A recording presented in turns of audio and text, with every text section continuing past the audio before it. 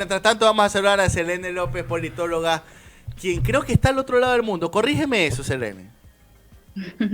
Sí, estoy haciendo una investigación en Japón, entonces sí, estoy al otro lado del mundo. A ver, ¿qué horas son allá? ¿Estás en Tokio? Las 11 de la noche en Tokio. Dios mío, pero si ven, hay que agradecer a Selene el Recontra sacrificio que agradecer, está sí. haciendo para Encima estar con para venir a nosotros. este espacio, Y ¿no? todavía para venir con Claro. este par de individuos. Sí, Pero sí, bueno, sí. Selene, ¿cómo has estado? Muy buenos días, gracias por estar con nosotros. Estoy con Johan Mejía.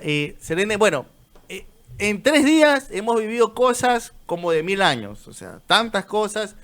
Eh, yo estoy totalmente seguro, así como lo preveíamos que iba a pasar esto, el caso de Villavicencio, estoy seguro que algo más va a pasar de aquí hasta el día sábado. Algo más va a pasar, no me queda la menor duda.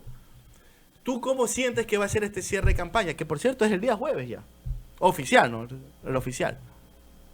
Sí, realmente hemos visto en las encuestas postelectorales que la mayor cantidad de indecisos se deciden en las últimas 72 horas.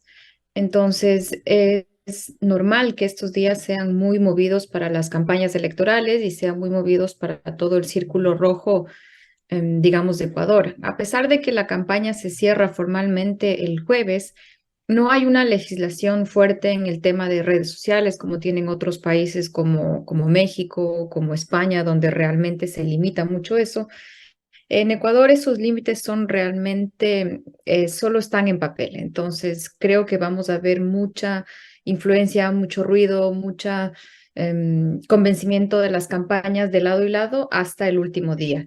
Y no solo, lamentablemente en Ecuador ahora no solo hay dos fuerzas, digamos, políticas que están haciendo campaña, sino que vemos que hay otras fuerzas del Estado, las fiscalías, expresidentes, el Ejecutivo, o sea, tratando también de meterse. Eso es algo que está prohibido en otros países, solo hay que mirar a Colombia. O sea, por ejemplo, en Colombia el presidente tiene prohibido por ley meterse en las campañas electorales. Ahorita hay elecciones seccionales en Colombia. Presidente por ley no puede meterse.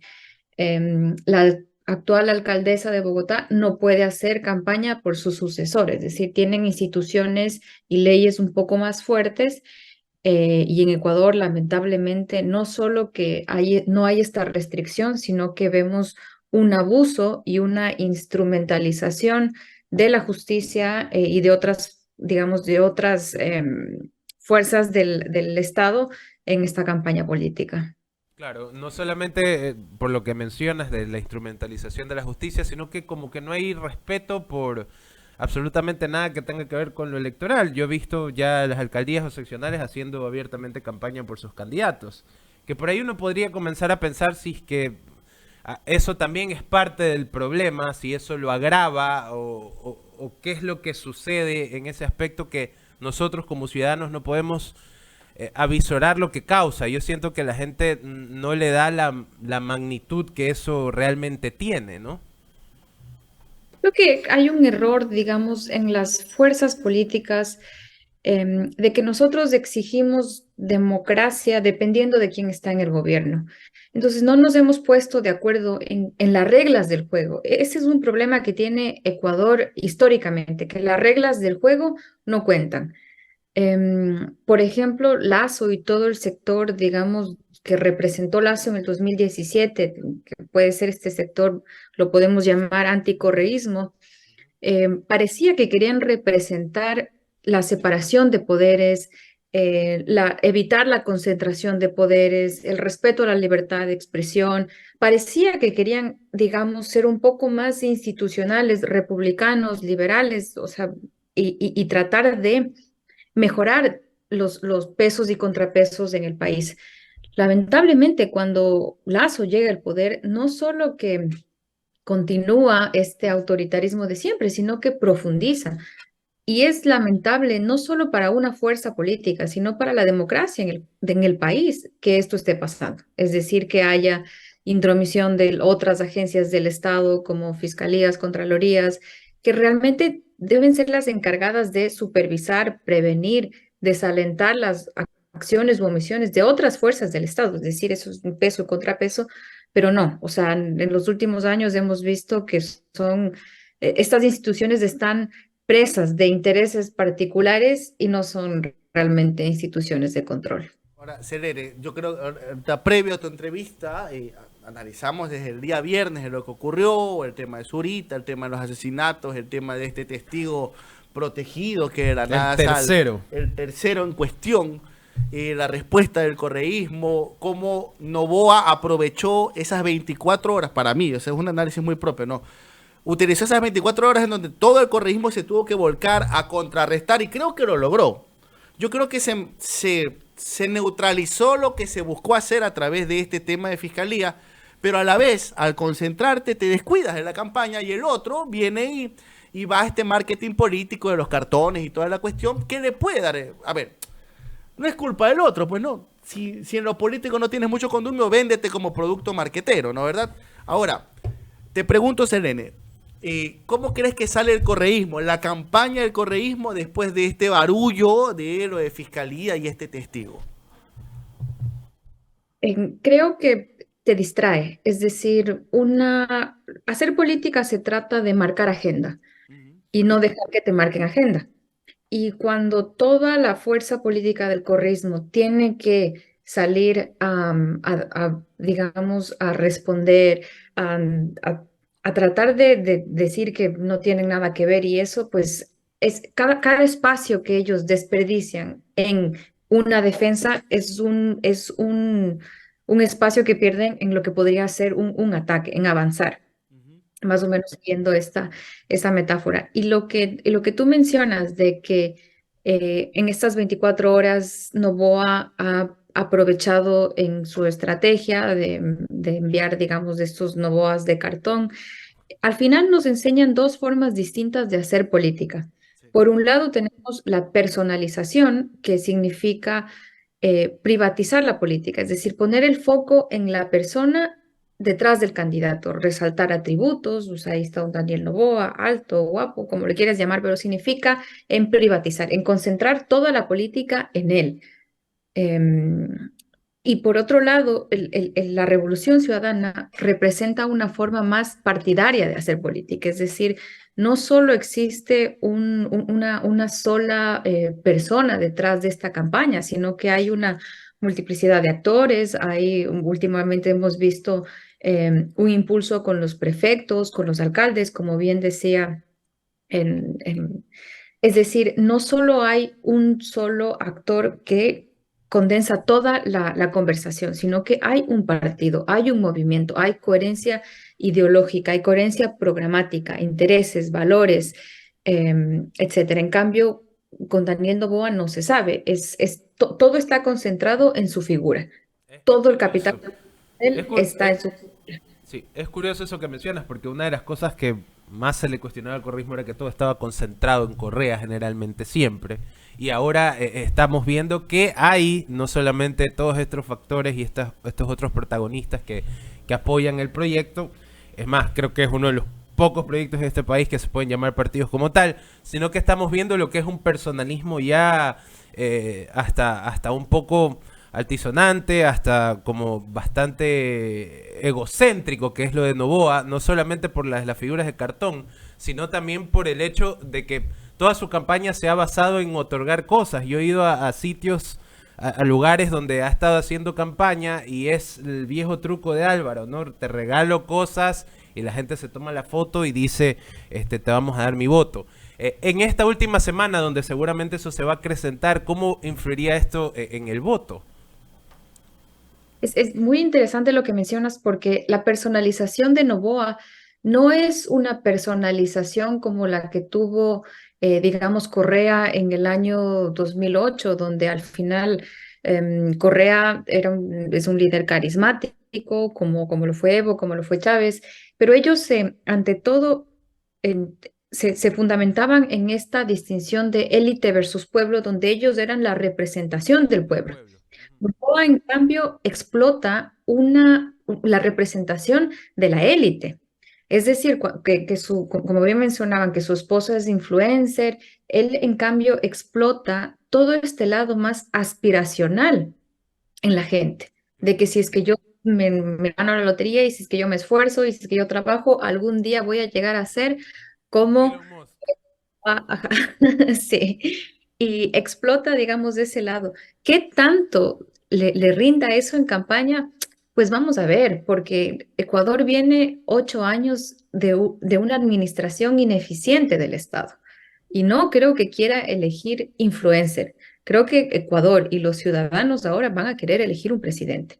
Y van, por más de que no les pueda gustar alguna que otra cosa de el correísmo de Correa y de que puedan haber visto algunos errores, no estar de acuerdo con muchas cosas de este movimiento. Creo que ante todo la certeza de que hay un proyecto político detrás puede al final pesar más que los muñecos de cartón, que la línea de influencer, que todo lo que quieras poner. Siento que los ciudadanos van a poder discernir estas cosas. Y mientras más la revolución ciudadana haga su campaña en esta fortaleza tan grande que es el proyecto político, que es, digamos, esta capacidad de gobernar, digamos, tienen capacidad de gobernar, tienen muchísimos administradores públicos, tienen, es decir, hay todo un know-how de cómo gobernar en ellos. Mientras más exploten esto, les puede alcanzar.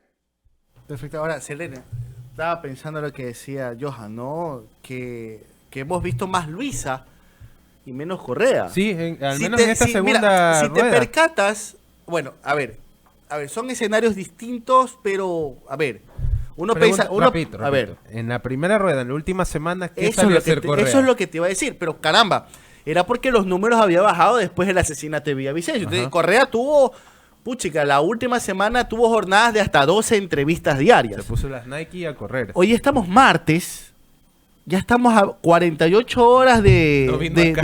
bueno, aparte que no vino acá. Estamos a 48 horas del cierre de campaña y no ha salido Correa a Medios. Es verdad. No ha salido Correa a Medios. A ver, y ya como una lectura a futuro, eso me parece una gran señal, ¿no? Probablemente, de que capaz sí encontraron en Luisa, al menos con la formación segunda rueda, alguien que pueda representar físicamente mientras Correa no esté aquí en el país, que pueda seguir con el proyecto. Selene, la pregunta es, ¿le sirve más Luisa menos Correa en este último tramo?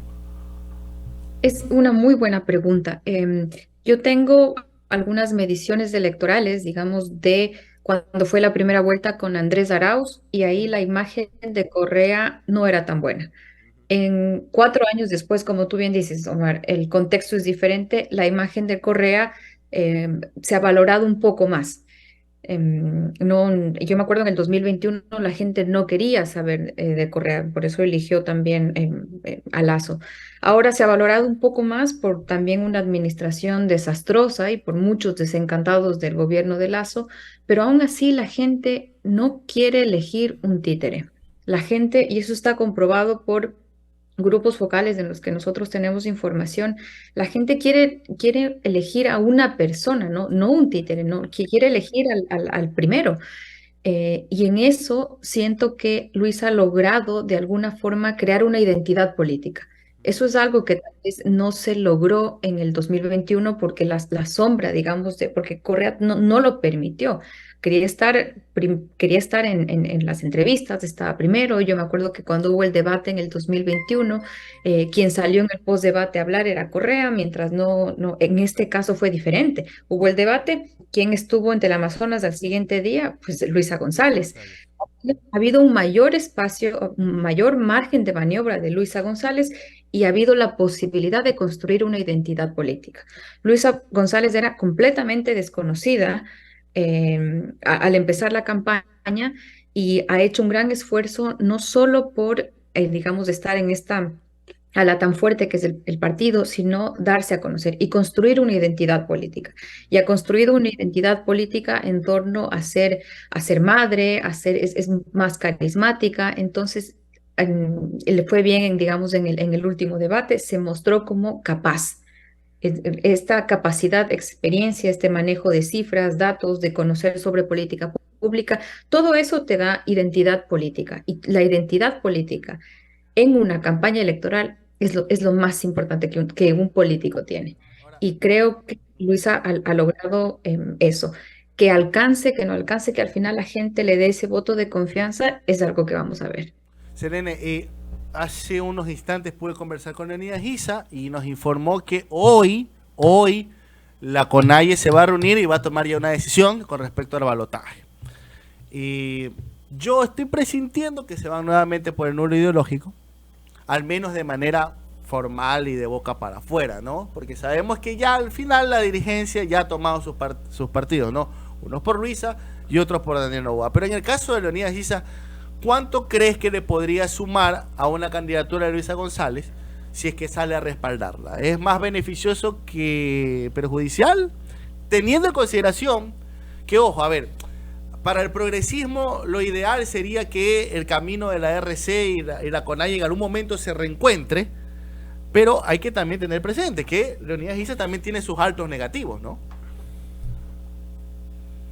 Yo creo que le sería de alguna forma, le viene bien, porque ¿cuál es el problema que tiene el correísmo? El problema es que tiene techo.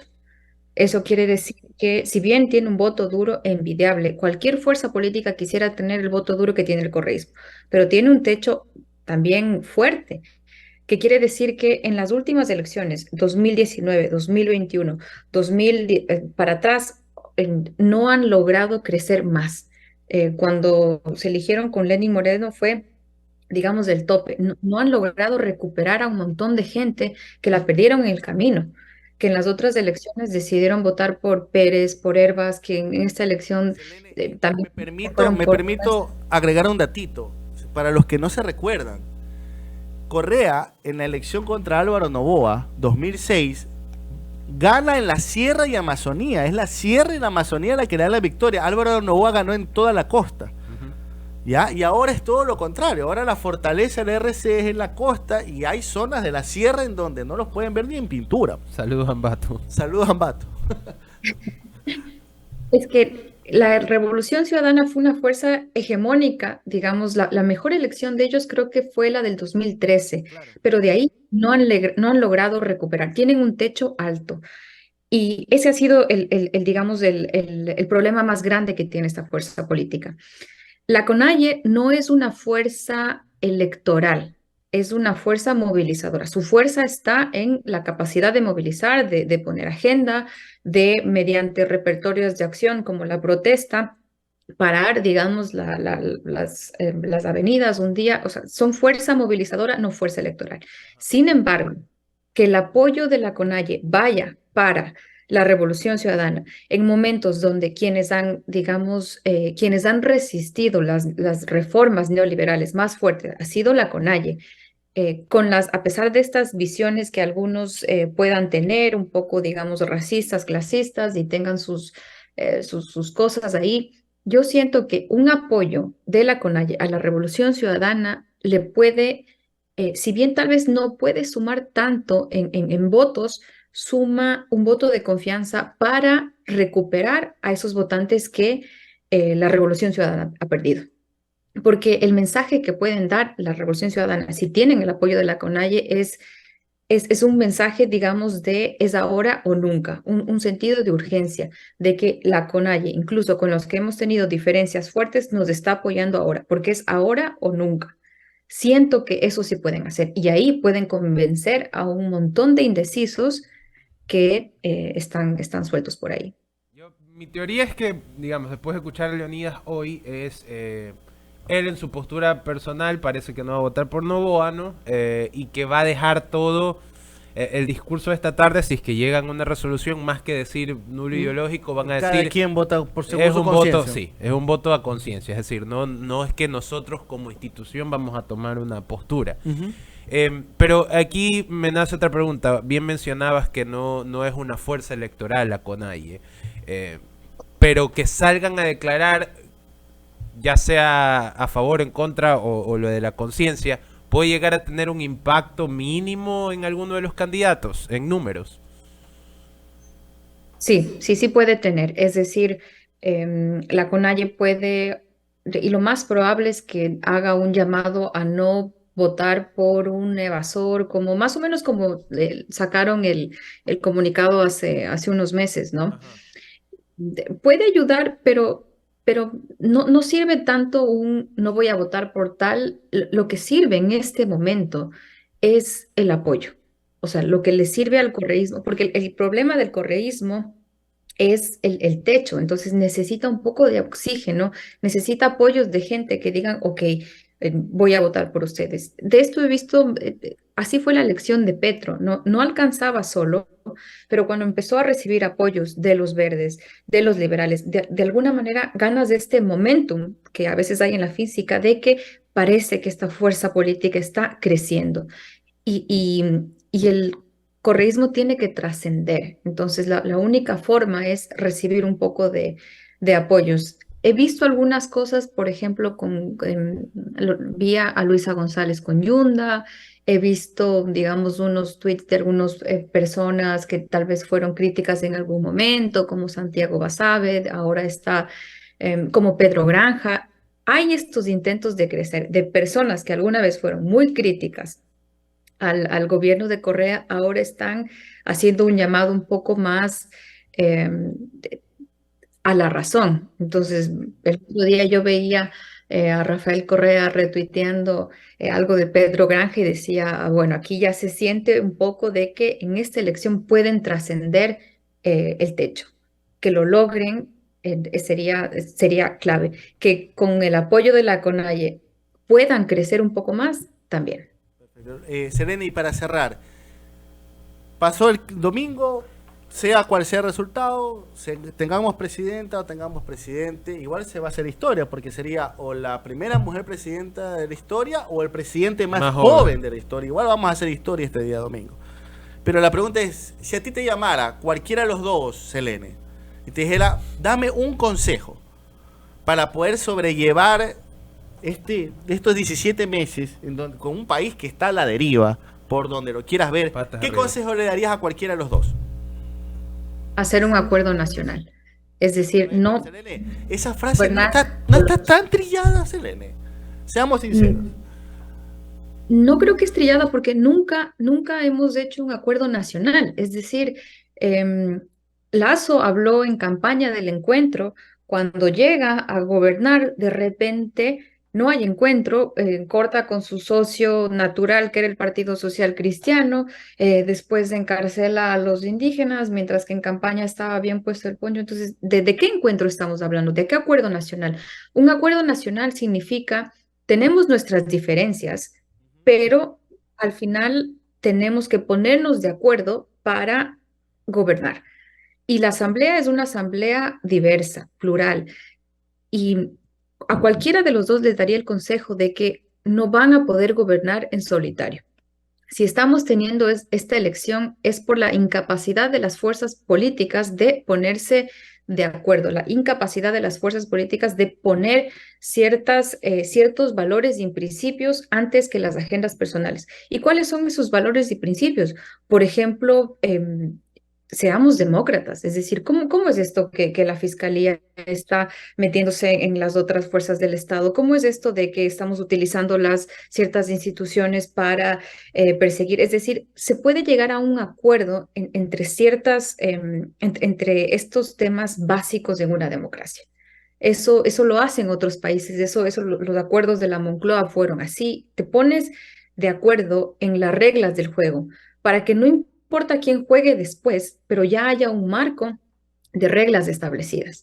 Eso es lo que le daría de consejo, porque ahora puedes gobernar tú, pero en la siguiente ocasión puede gobernar el otro, y de eso se trata poner las reglas, de que haya una cultura política fuerte y que nadie se pase encima de las instituciones, de las reglas.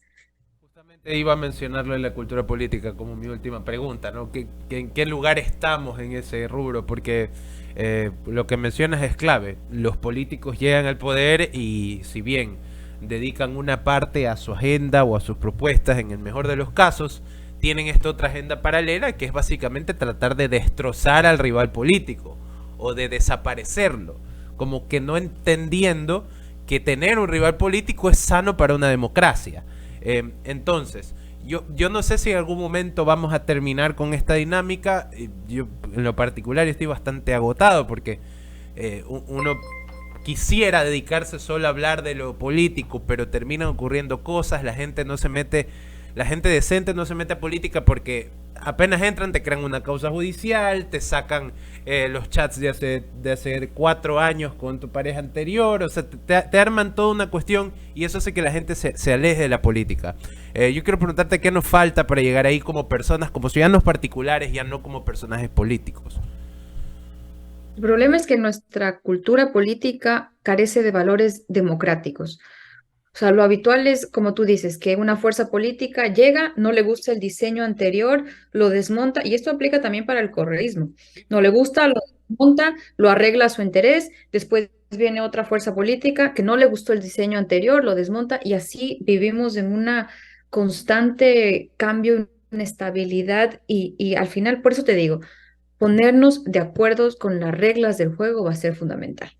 Ok, Perfecto. muchas Selene gracias, López, muchísimas gracias y discúlpame, ya 11:30 de la noche, ¿no? 11:30. No te preocupes, yo me quedo despierto un poquito más. Bueno, te ¿El agradezco. cambio de horario te afecta mucho o la llevas ya bien? Ya estás acostumbrada. No, ya soy acostumbrada, ya la Qué verdad lindo. soy acostumbrada. Carajo. ¿Cómo Qué se envidia, qué dice envidia. gracias en japonés? ¿Ah? Es Arigato. arigato, ¿no? Vamos Gracias, a ver. Selene. Muchísimas gracias por estar aquí en la señal de los Outsiders. Cuídate mucho. Bueno. Bien.